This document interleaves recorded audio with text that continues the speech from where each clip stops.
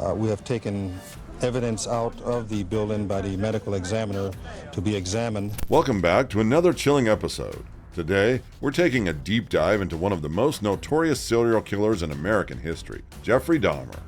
But this isn't just another story about his life. We'll be stepping into the horrific world of his apartment, the very place where he committed unspeakable acts.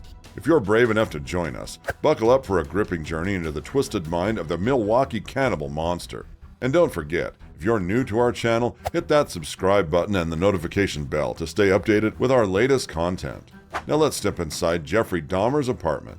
Viewer discretion is advised. Located at 924 North 25th Street, apartment 213 in Milwaukee, Wisconsin, Dahmer's apartment was where he carried out most of his heinous crimes. It was in this seemingly ordinary two-bedroom apartment that he sexually abused, murdered, and dismembered 12 of his 17 victims between 1978 and 1991.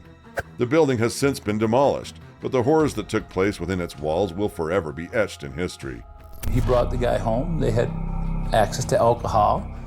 They were drinking. They got a little intoxicated. But when the guy wanted to leave, Jeff did not want him to leave. He wanted him to stay because he was lonely and also he was intoxicated. The living room was where Dahmer's twisted rituals began.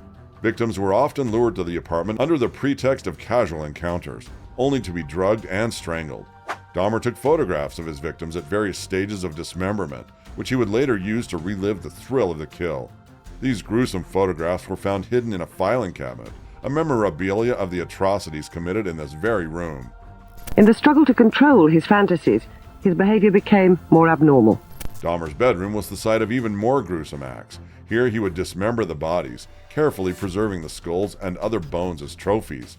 It was also in the bedroom that Dahmer conducted bizarre experiments, such as drilling holes in his victims' skulls and injecting muriatic acid into their brains in an attempt to create living zombies.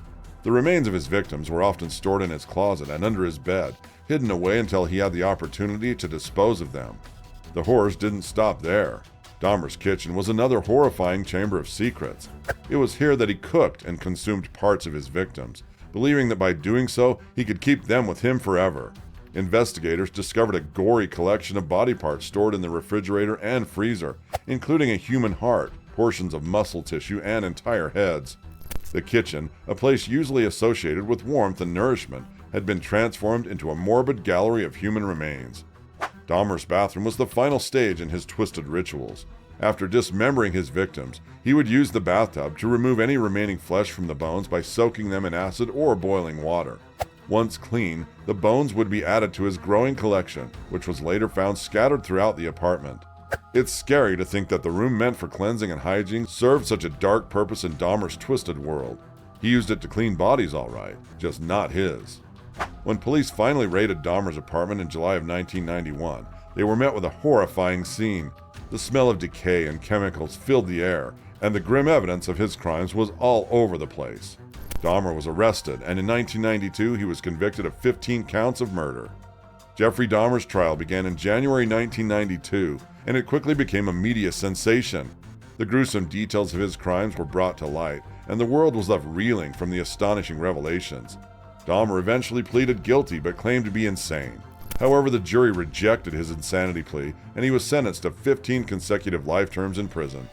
Dahmer's time in prison was short-lived, as he was killed by a fellow inmate in November 1994, ending the life of one of America's most notorious serial killers.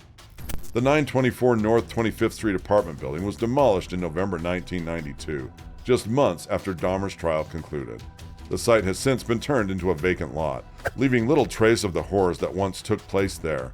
However, Dahmer's apartment continues to haunt the collective memory, serving as a stark reminder of the darkness that can lurk behind seemingly ordinary doors.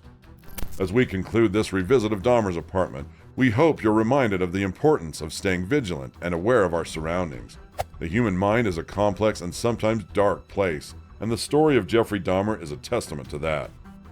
And this brings us to the end of this episode. If you liked it, don't forget to give it a thumbs up and share it with your friends. Make sure you subscribe and hit the notification bell to stay updated with our latest true crime stories. Thank you for watching.